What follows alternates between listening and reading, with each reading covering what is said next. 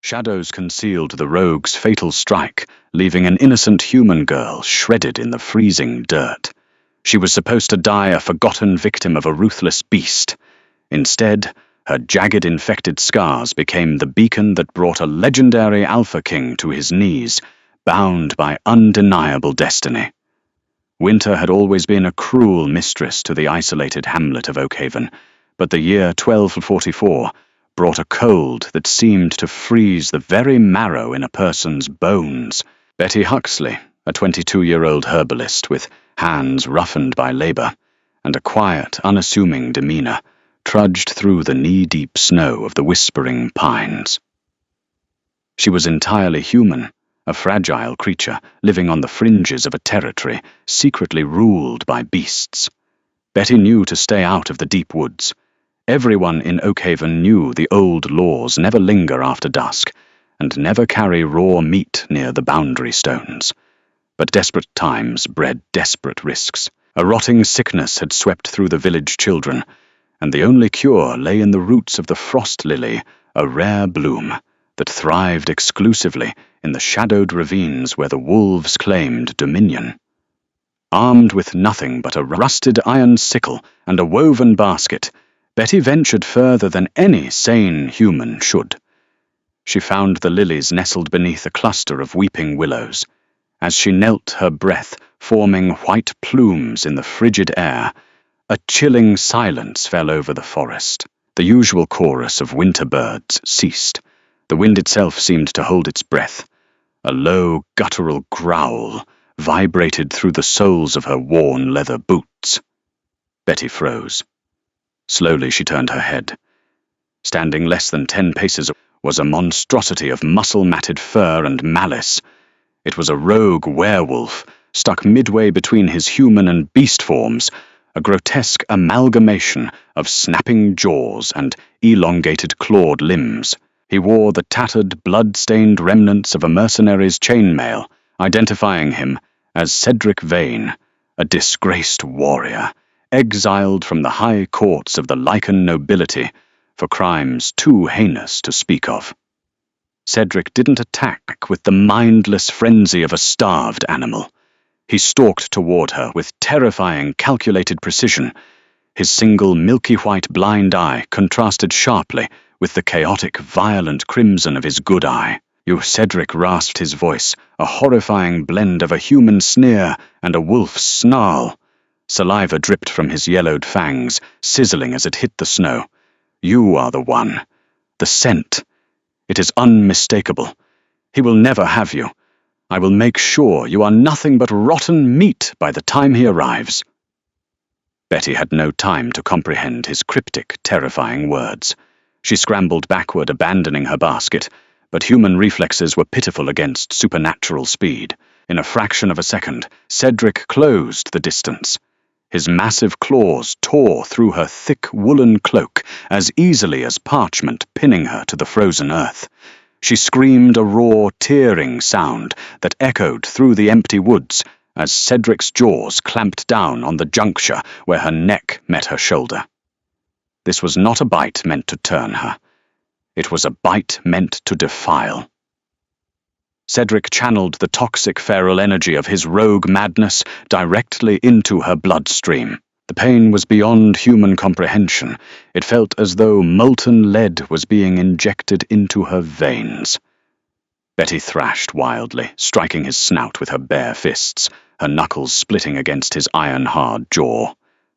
Let him find his destined queen like this, Cedric whispered into her ear, pulling his bloody jaws back with a sickening tearing of flesh. Broken, tainted, dying. With a final contemptuous kick that shattered 3 of her ribs, Cedric left her bleeding out on the snow, his mocking laughter fading into the howling wind. Betty did not die in the snow, though she prayed for the release. She was found hours later by Tobias Wright, the village elder who had followed the bloody trail. Tobias dragged her back to Oakhaven, not out of kindness, but out of fear of what a corpse on their borders might invite. For 7 days and 7 nights, Betty lay locked in the damp, lightless cellar beneath the village apothecary. The villagers did not attempt to heal her. They bound her with heavy iron chains, terrified the rogue's bite would trigger a monstrous transformation. Her wounds did not heal. Instead, the horrific bite mark on her shoulder blistered and spread, leaving raised, jagged scars that pulsed with a sickening, obsidian-black hue. Black veins spider-webbed across her pale skin, reaching toward her heart. The pain was a constant, blinding companion, keeping her trapped in a state of feverish delirium. She was given only murky water and stale bread pushed through a grate by trembling hands. The village had forsaken her. She was a marked woman, an abomination waiting to turn a ticking curse beneath their floorboards. Betty curled into a ball on the cold stone floor, shivering, waiting for the dark poison to finally claim her beating heart. She did not know that her suffering was merely the catalyst for a much grander, infinitely more dangerous game of royal succession and betrayal. Heavy hooves shattered the icy silence of Oakhaven 2 weeks after the attack. The ground trembled beneath the synchronized march of 50 armored Lycan knights. At their head rode Chauvin Grayson, the Alpha King of the Ethelgard realm. Chauvin was a man of terrifying presence. Standing over 6.5 feet tall, he possessed a hardened, chiseled face, marred only by a thin, pale scar crossing his left cheekbone. His eyes, usually a cool, calculating amber, were currently blazing with suppressed fury. For 3 months, he had been tracking Cedric Vane. The rogue had assassinated 2 of Chauvin's most trusted generals, but worse than that, Cedric possessed classified knowledge of the royal bloodline secrets that could unravel Chauvin's reign. Beside Chauvin rode his second-in-command, Frederick Langley, a severe man whose allegiance had recently been poisoned by whispers of a coup. Frederick glanced nervously at the dilapidated wooden houses of the human settlement. "My king," Frederick murmured, reining in his restless black stallion. "The rogue's scent grows stale here. This pathetic mud hole has nothing to offer us." Vane likely passed through and continued toward the northern wastes. Chauvin raised a single-gloved hand, silencing his subordinate. His nostrils flared as he drew in a deep breath of the frigid air. Beneath the scent of wood-smoke livestock and unwashed human fear, there was something else. A scent so incredibly faint, yet so overwhelmingly intoxicating, it caused his inner wolf to slam against the confines of his mind, howling for release. It smelled of rain-soaked earth, crushed frost lilies, and an ancient, undeniable magic. But it was heavily masked by the foul, putrid stench of rogue venom. "He was here!" Chauvin rumbled his voice, carrying effortlessly over the panicked whispers of the villagers who had gathered in the muddy square. "And he left something behind." Chauvin dismounted his heavy boots, sinking into the slush. The villagers immediately dropped to their knees, pressing their foreheads into the dirt, terrified of the towering Alpha King. Tobias Wright, shaking like a leaf in a winter storm, crawled forward. Mercy, your grace." Tobias stammered, keeping his eyes firmly on Chauvin's boots. "A beast came. It attacked one of our own. A girl. We locked her away to protect the village. She is tainted by the monster." Chauvin's amber eyes narrowed.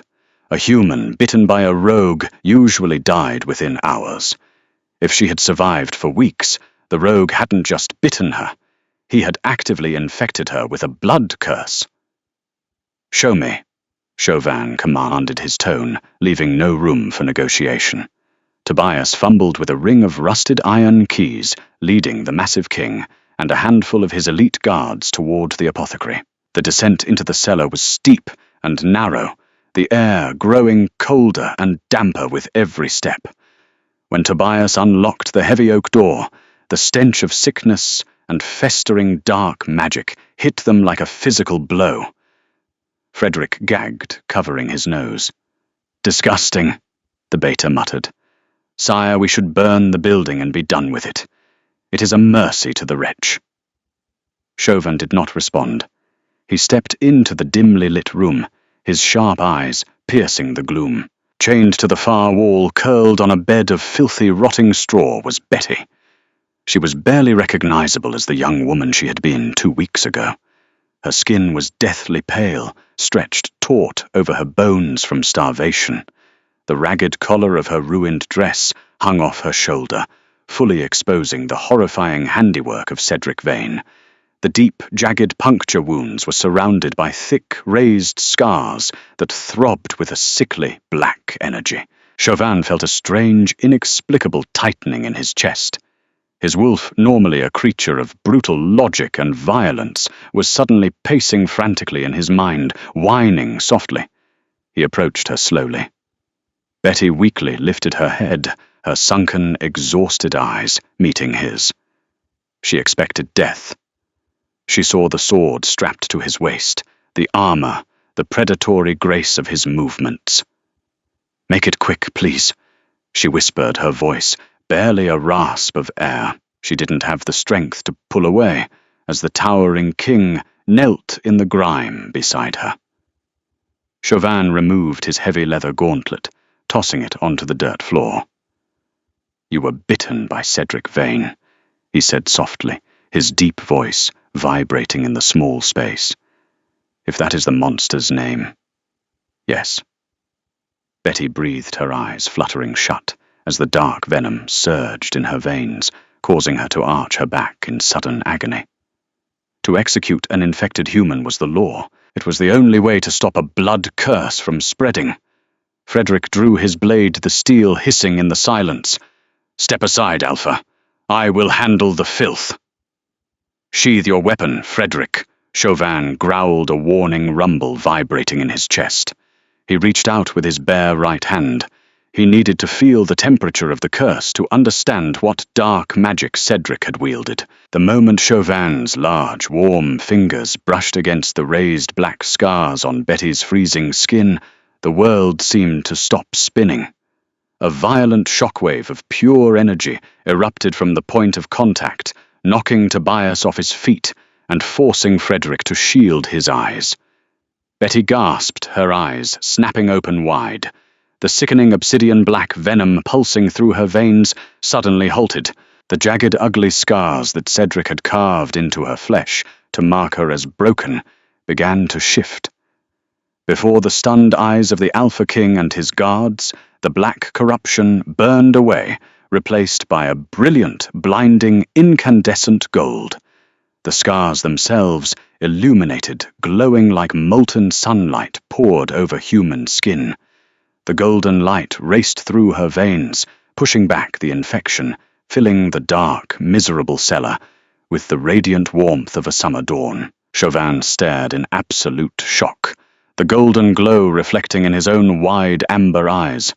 This was no ordinary human, and this was no ordinary survival. The golden glow was a phenomenon spoken of only in the most ancient Lycan texts, the Ethel bond. It was the irrefutable magical mark of the true royal mate, a soul destined to balance the brutal power of the Alpha King. Cedric hadn't just tried to kill a human. He had discovered Chauvin's destined mate before the king even knew she existed. The rogue had tried to corrupt her, to ensure the king's other half would rot in a human dungeon. Betty stared at the towering man, her breathing stabilizing for the first time in weeks, as the golden warmth chased the freezing pain from her body. The chains around her wrists suddenly felt heavy. Wrong. Chauvin slowly looked up from her glowing scars, his gaze meeting hers. The cold calculation in his eyes was gone, replaced by an overwhelming, fierce possessiveness that made the very air in the room crackle with pressure. With effortless strength, he grasped the thick iron chains binding her and shattered the links with his bare hands. He carefully scooped her fragile, glowing body into his arms, pulling her tightly against his armored chest. Betty buried her face in his neck, overwhelmed by his scent of cedar and ozone, feeling inexplicably perfectly safe. Chauvin turned his head, his golden eyes locking onto Frederick, who stood paralyzed with shock and sudden dawning terror. "Burn this village to the ground," Chauvin ordered, his voice cold and absolute, promising a new era of bloodshed. "And alert the High Council. The Queen has been found." Smoke billowed into the pale winter sky, entirely swallowing the miserable memory of Oakhaven. Wrapped tightly in the heavy fur of Chauvin's own royal cloak, Betty watched from the safety of his saddle as the village that had condemned her to the dark was reduced to ash. She felt no sorrow, only a profound, vibrating warmth radiating from the man who held her. The journey to Ethelgard Keep took 3 grueling days through the frozen mountain passes, but Betty barely registered the biting cold. The golden network of scars webbing across her neck and shoulder pulsed rhythmically, perfectly synchronized with the heavy, steady thud of Chauvin's heartbeat against her back. The ethel bond had not merely saved her life, it had fundamentally rewritten her biology. She no longer hungered, and the agonizing ache of her broken ribs had vanished overnight, mended by the ancient radiant magic surging through her veins. Ethelgard Keep was a marvel of brutalist architecture and supernatural grandeur. Carved direct into the jagged obsidian cliffs of the northern peaks, it was a fortress impenetrable by human standards. To Betty, it was a terrifyingly massive labyrinth of echoing stone halls, towering braziers and hundreds of lichen courtiers whose eyes tracked her every movement with barely concealed hostility. She was given the Queen's chambers, a sprawling suite draped in crimson velvet and warmed by hearths large enough to roast an ox. Yet despite the luxury, Betty felt the crushing weight of her isolation. Chauvin was fiercely protective, rarely leaving her side for the first week, but a king could not ignore a realm on the brink of war. Rogue attacks were escalating across the southern borders, orchestrated by the still-at-large Cedric. With Chauvin summoned to endless council meetings, Betty was left under the protection of Frederick Langley.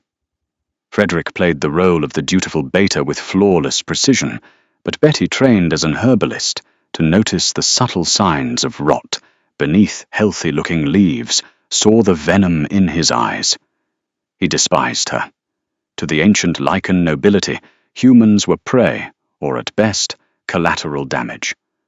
A human carrying the ethel bond was an abomination to their pure-blood traditions. "You must understand, Lady Betty," Frederick sneered one evening, pacing before the roaring fire in her chambers. He refused to use her royal title. "The king's mind is clouded by the mating frenzy. It is a biological imperative blinding him to the reality of his situation. You are a frail, fleeting thing. You will wither and die in a fraction of his lifespan, leaving him a broken shell." Betty lifted her chin, her hand instinctively rising to touch the glowing lattice of scars on her collarbone. The gold flared warmly beneath her fingertips, a comforting presence. "The bond chose me, Lord Frederick. I did not ask for it, but I will not apologize for surviving." "Survival is a matter of perspective," Frederick murmured, a dark, dangerous smile playing on his lips as he poured her a goblet of spiced wine. "Drink. You look pale. We wouldn't want our fragile queen collapsing." Betty declined the wine, her intuition screaming. Her survival instincts, honed by years of foraging in perilous woods, were razor-sharp. But she did not realize that Frederick's true target was never her. Deep within the cavernous sub-levels of the keep, Frederick was orchestrating a treasonous masterpiece. He had established a clandestine correspondence with Cedric. The rogue was not merely a mindless beast. He was a disgraced scholar of ancient bloodlines. Through secret missives, Cedric revealed the horrifying truth about Betty's ancestry to Frederick, a truth that rooted this supernatural drama in a chilling real-world reality. Betty Huxley was an adopted name. Her true bloodline traced back across the ocean to the late 19th century, explicitly connecting her to Sarah Winchester, the infamous heiress of the Winchester repeating arms fortune. Historical records claimed Sarah Winchester built her sprawling, nonsensical mansion in San Jose, California, to confuse the ghosts of those killed by her family's rifles. but Cedric had unearthed the Winchester family's most guarded private diaries. Sarah Winchester was not hiding from ghosts. She was hiding from the lichen tracking hounds, the bizarre architectural anomalies of the real-world Winchester mystery house, the stairs that led abruptly into ceilings, the doors that opened to deadly drops, the labyrinthine corridors were meticulously designed, supernatural countermeasures. They were built to break the momentum of a charging werewolf and to disrupt their incredibly sensitive tracking sense. Sarah Winchester carried the dormant ethyl bond gene, a genetic anomaly that lichen purity zealots had been trying to eradicate for centuries. Betty was the last living descendant of that persecuted golden bloodline. Frederick used this revelation to stoke the fires of rebellion among the elite guard. He convinced them that Betty was not a destined mate, but a genetic parasite meant to enslave the Alpha King and dilute their sacred wolf blood with the cowardly lineage of humans who hid behind confusing architecture and firearms. The trap was sprung during the winter solstice feast, the most sacred night in the Lichen calendar. The great hall was a sea of velvet and polished armor. Thousands of candles floated magically above the long banquet tables. Chauvin sat upon his obsidian throne, a terrifying vision of absolute authority, with Betty seated to his right. She wore an elegant gown of deep emerald, cut to respectfully but clearly display the glowing golden scars of her shoulder, a political statement Chauvin had insisted upon. As the customary toasts began, Frederick approached the dais, bowing deeply, before handing Chauvin the ceremonial silver goblet of blood wine. To the king, Frederick proclaimed, his voice echoing off the vaulted ceilings, and to the endurance of Ethelgard. Chauvin drank deeply. Within seconds, the great hall plunged into utter chaos. Chauvin's golden eyes widened in shock as he violently gripped the armrests of his throne, the solid obsidian cracking under his monstrous strength. He choked a viscous black foam erupting from his lips. The king collapsed forward, hitting the stone floor with a deafening crash. "Chauvin!" Betty screamed, dropping to her knees beside him. She grabbed his face, horrified to see the same sickly obsidian black veins that had once poisoned her now spiderwebbing across the king's neck. Frederick drew his broadsword, the steel ringing out sharply. He pointed the blade directly at Betty's throat. "Treason!" Frederick roared, playing his part to perfection. "The human witch has poisoned the Alpha. I found frost lily and refined wolfsbane in her apothecary satchel this very morning. She seeks to assassinate the king and claim the throne for her pathetic human masters." Betty looked around the hall, panic seizing her, as the king's elite guards, men who had sworn to protect her, drew their weapons and closed in. She was trapped in a viper's nest, and the only man who could defend her was dying on the floor. "Bind her in silver!" Frederick commanded, his voice dripping with triumphant malice as the court erupted into panicked, furious howling. Two hulking guards hauled Betty away from Chauvin's convulsing body. The cold bite of silver cuffs burned her wrists, but the physical pain was eclipsed by the terrifying dimming of the golden scars on her shoulder. As Chauvin's life force faded, overwhelmed by the lethal cocktail Frederick had engineered, the ethyl bond connecting them began to sever. "You lie," Betty shouted, thrashing against her captors, her eyes blazing with a defiant fire she didn't know she possessed. "I would never hurt him." "You handed him the cup, Frederick. You are the traitor." Her words fell on deaf ears. The lichen nobility, already primed to hate her, easily embraced the narrative of the treacherous human. "Throw her in the fighting pits," Frederick sneered, stepping over his dying king with complete disdain. "Let her face the justice of the pack. Open the southern gates. Our true king arrives to cleanse this filth."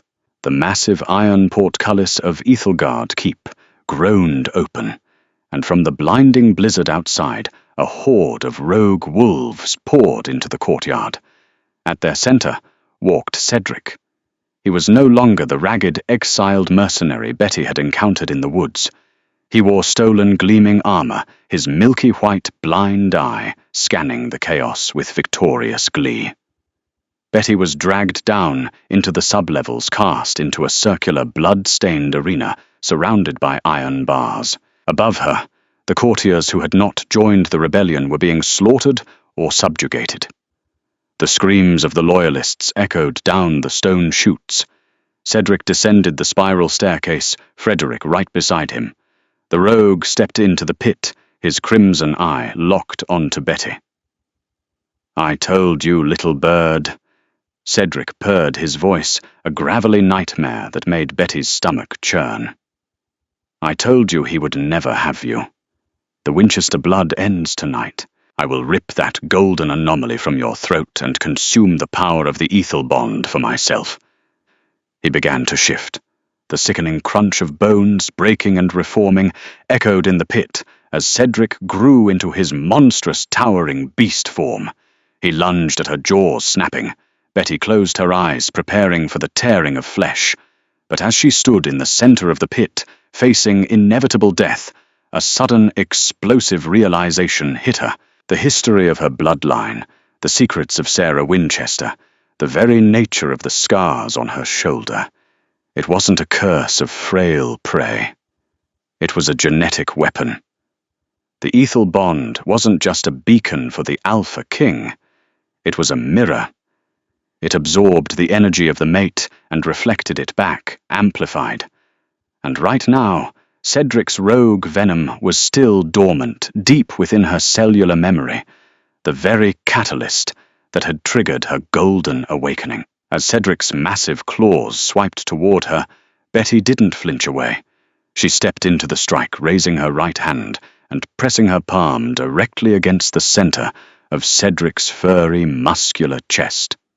She focused entirely on the golden warmth fading on her shoulder, channeling every ounce of love desperation and Winchester defiance she possessed, screaming Chauvin's name in her mind. The reaction was catastrophic. The moment Betty's hand connected with Cedric, the fading golden scars on her skin ignited with the brilliance of a dying star. A blinding, concussive wave of pure, unfiltered lunar energy erupted from her palm. The power of the Alpha King, combined with the lethal purification magic of her lineage, shot directly into Cedric's dark heart. Cedric didn't even have time to scream. The golden light invaded his black veins, purging the rogue corruption with such violent force that his physical body could not contain it. The rogue exploded into a cloud of golden ash raining down upon the stunned arena. Up in the great hall, a miracle occurred. The shockwave of Betty's love and raw power surged back through the ethereal tether of the ethel bond. Chauvin entirely unresponsive, and moments from death suddenly gasped, his back arching off the stone floor. The black poison in his veins was instantly incinerated by a rush of golden light that poured from his chest. His eyes snapped open, not the calm amber of a king, but the blazing solid gold of a fully awakened, unstoppable Alpha Prime. Frederick, sensing the massive shift in the keep's magical atmosphere, turned toward the stairs, abandoning the ash pile of his co-conspirator. But he was too late. The heavy iron doors of the fighting pit were ripped off their hinges, crumpling like tin foil under the sheer, brutal strength of Chauvin.